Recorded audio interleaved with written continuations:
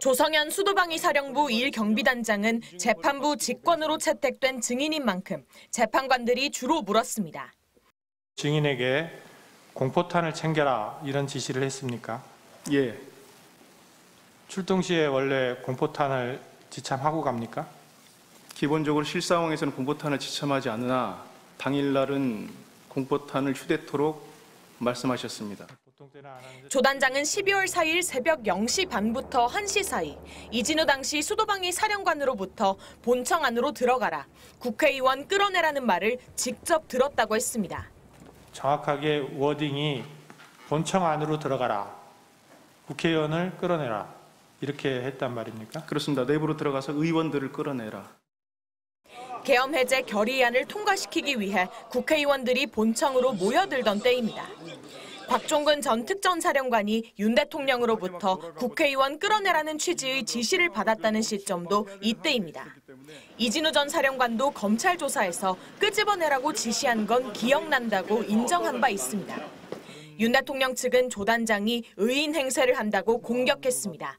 지시가 불법이라 이행하지 않은 것처럼 의인처럼 지금 행동을 하고 있습니다. 증인의 진술은 여러 가지 면에서 다른 목적을 가지고 허위로 진술하고 있다고 밖에는 볼 수가 없습니다.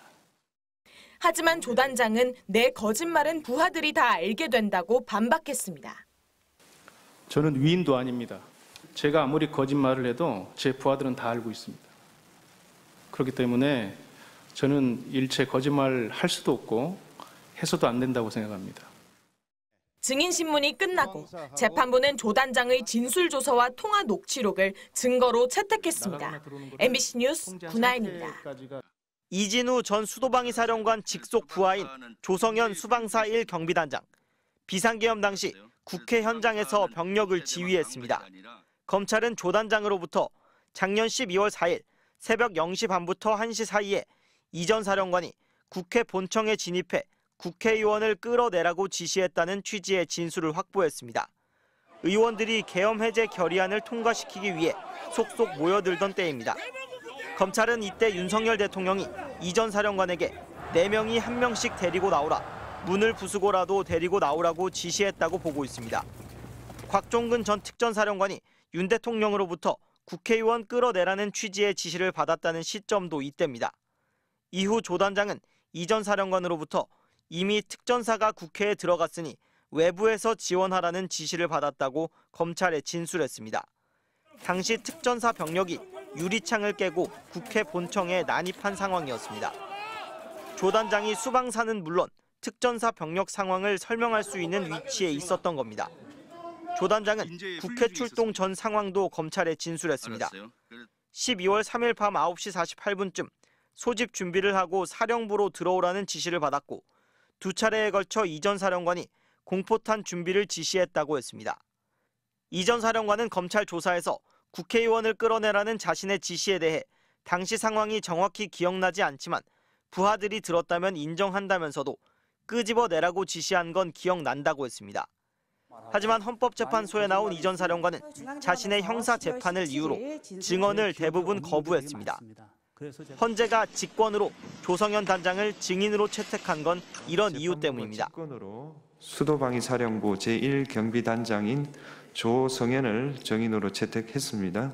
이거는 직권 신문이기 때문에 재판부가 주로 물을 거고요. 헌재는 오는 13일 변론에서 조 단장에게 수방사의 비상계엄 당시 역할을 따져 물을 예정입니다. MBC 뉴스 김상훈입니다. 군복을 입고 헌재 심판정에 나온 이진우 전 수도방위 사령관. 국회 측은 이 전 사령관이 검찰에서 진술한 조서를 직접 보여주며 진술한 내용을 재확인했습니다. 이 전 사령관은 답변을 대부분 거부했습니다. 윤 대통령이 4명이 들어가서 국회의원을 1명씩 끌어내라고 했냐고 묻자 답변하지 않겠다고 했습니다. 4명이 1명씩 들고 나올 수 있지 않냐라는 말을 기억하고 그 말을 듣고 제 마음이 좋지 않았습니다라고도 진술했죠. 답변 드리지 않겠습니다. 윤 대통령이 총을 쏴서라도 문을 부수고 들어가서 끌어내라고 지시했는지, 계엄 해제 의결 이후 2번, 3번 계엄 선포하면 되니까 의원들을 끌어내라고 지시했는지도 역시 답하지 않았습니다. 검찰 공소장에는 윤 대통령과 이 전 사령관의 통화 내용은 분명하게 적시돼 있습니다. 대통령이 본회의장으로 가서 4명이 1명씩 들쳐업고 나오라고 해 총을 쏴서라도 문을 부수고 들어가서 끌어내라고 지시했다는 겁니다.